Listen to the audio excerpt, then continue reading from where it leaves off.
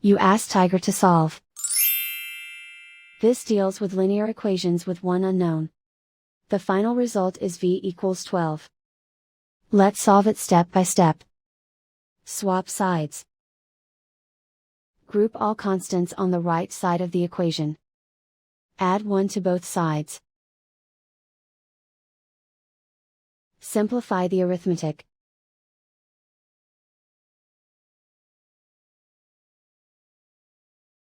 Isolate the v.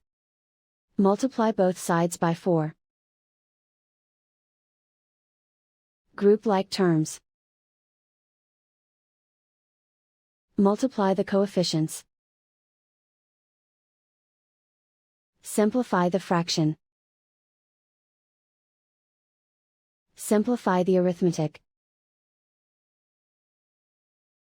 And so the final result is v equals 12.